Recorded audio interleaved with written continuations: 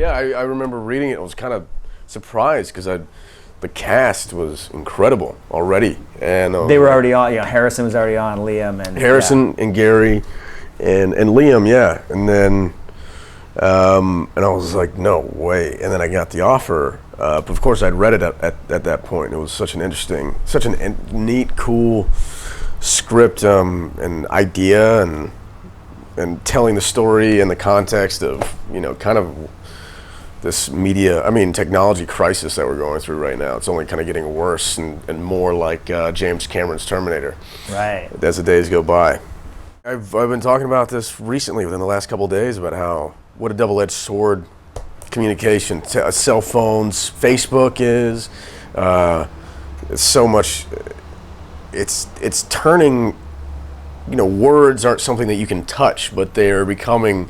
They've always been powerful. They've started and ended wars, but now it seems like they're starting and ending wars within rooms, within just people staring at each other for too long. I mean, and kind of like you can have an entire argument with someone and not even look at them because you can do it all through text, and from anywhere at any time. You don't have to sit down and write a letter and mail it. You can just at any time. You don't even have to actually engage anyone verbally. You can do it all through, and it disgusts me, but at the same time, I love it.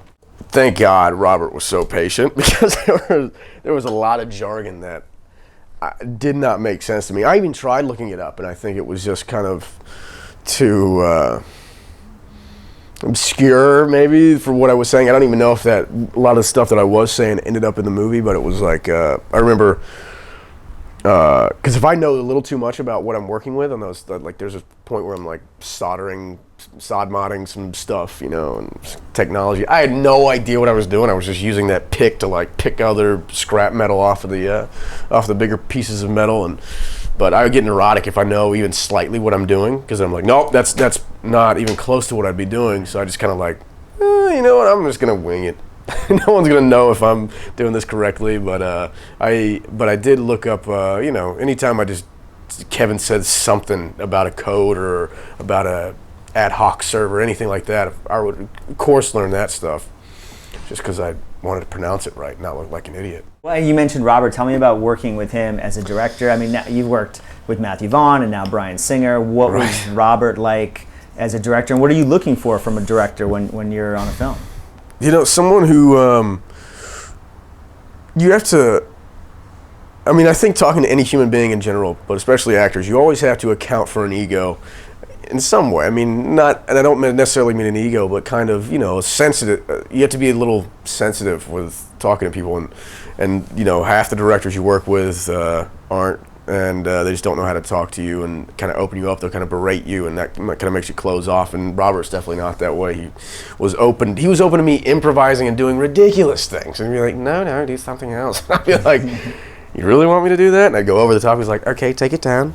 I'd be like, okay. But he's a pleasure to work with, man. He's always so calm and poised, not yelling at people who don't deserve to get yelled at. You know what I mean? In the movie, you're basically, you're Liam's best friend. Right. Did you and him get together before you started shooting, kind of hang out a little bit, get to know each other, or did you kind of just jump right into the characters? Yeah, I think we just jumped right in. I don't think he had any time, or I had any time. Anyways, yeah, no, but it worked. I mean, he's such a nice dude, such a chill guy. It's kind of hard to dislike the guy, I think he actually got, some kid like threw a rock at him or something when he was in Philly. And, on the set? Yeah, well, I think outside of work or something. Right. I think he put him down. Put him down physically. I think he like pulled his shirt over him or something. But I just remember that day. I was like, the hell is wrong with this guy? Like, Liam's one of the nicest guys you could ever meet.